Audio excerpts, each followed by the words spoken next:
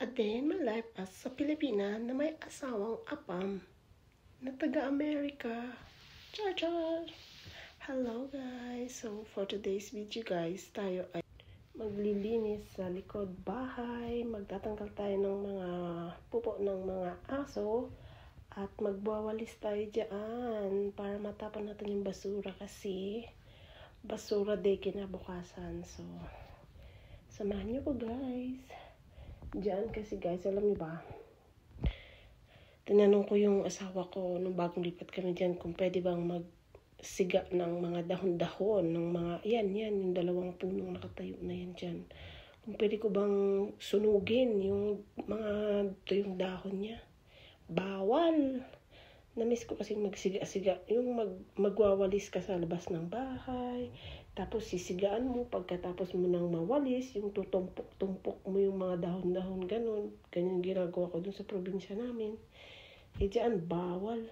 So, ang mangyayari, ayan, dadaspanin ko siya. Pero syempre, hindi ko gagamitin ang daspan na yan. Kasi yung daspan na yan, pangdakot ng pupuin ng aso. Alam niyo ba, diyan guys, dito sa bahay, hindi ko alam yung daspan nila ang liit.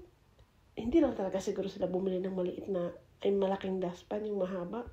Yung daspan nila dito, sabagay, yung asawa ko yun Nung unang dating ko dito, yung daspan niya, flat na flat guys. Alam mo yung daspan sa atin na parang nabali yung hawakan, yung sa baba talaga. Ganun yung daspan ng asawa ko yung sa bahay. Flat na flat talaga. Isip ko lang, ang tangkad nyo naman, tapos yung daspan nyo ang liit. Sabi ko lang, ano ba yan? Kaya nung lumipat na kami dyan, bumili ako ng malaking daspan. Ay, hindi pala malaki. Matangkad na daspan. Yung may hawakan, yung daspan na kagaya sa atin. Doon ko binili sa Asian store. Tsaka yung walis na yan, bumili talaga ako ng walis ting-ting sa Asian store. Alam mo, yung mga kasama ko dito sa bahay, natuwa talaga sila dyan sa walis ko. Kasi na-amaze sila. Kasi yung walis ko daw, maganda.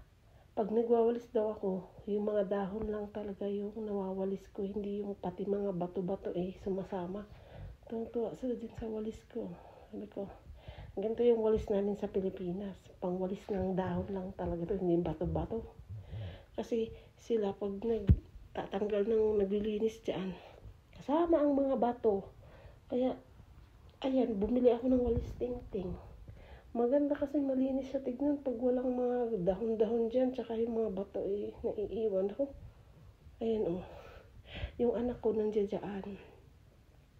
Nilagay ko siya sa crib para hindi siya makulit. Kasi yung tatay niya dyan pagod. Mga na yan mag-aalas 7 na yan ng gabi. Pero naisipan kong magwalis para pampalipas oras ba kasi pag aakyat naman sa kwarto, wala lang. Maglalaro lang yung anak ko or manonood ng TV kaya at least diyan may natapos pa ako. Diba?